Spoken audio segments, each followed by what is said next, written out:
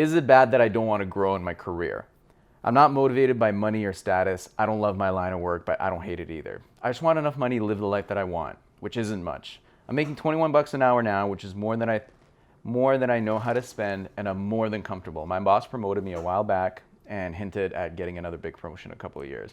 I just want a stress-free life with manageable responsibilities and a good work-life balance. I have no desire to get promoted again, happy in my position.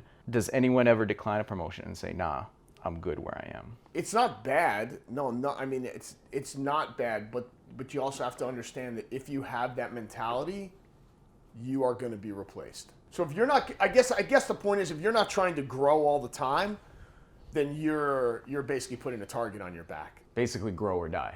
Yeah. If you're not moving forward, if you're not moving backwards. forward, and not necessarily in an idea of money.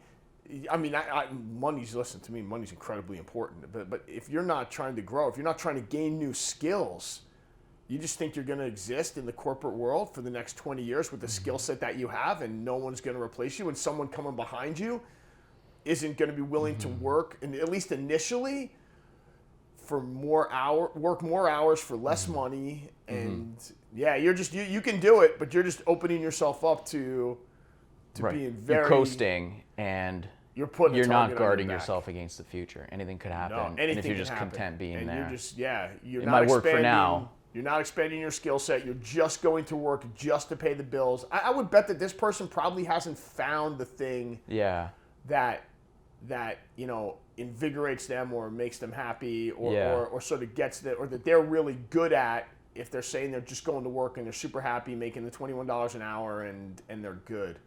Yeah. Yeah. I feel like this mentality comes from back in when, you owned your farm and you worked on the farm and you sort of lived off the land and you got by, and it was like a state of being that people really related with, but it doesn't really work in the modern world. So back when you just sort of had to get by, I think that was fine because there was no opportunity to be more ambitious. But what kind of I agree with everything you're saying. What kind of person just wants to get by? I feel like everything that we're talking about is kind of wasted on you if you're saying, hey, I don't want to grow anymore. Okay. Good luck with that. There are people, though, that just want to live their life. Sure. They don't necessarily want to be expanding their finances, or they just want to be...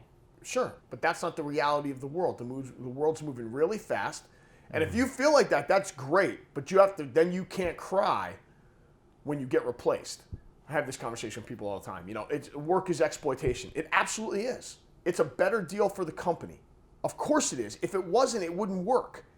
If it was an equal deal financially for the employee and the companies would go out of business. Mm-hmm. So the companies are getting a better deal off of your labor.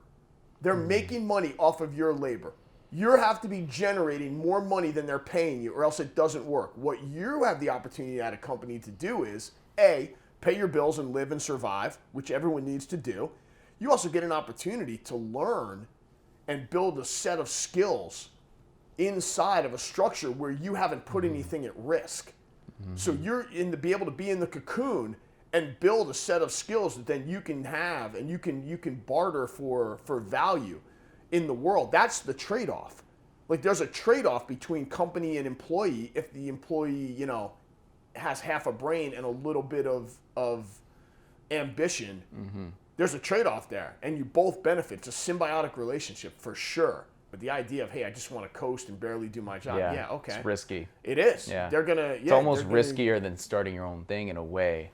It's 10 times. We talk about it 10 times riskier. Yeah.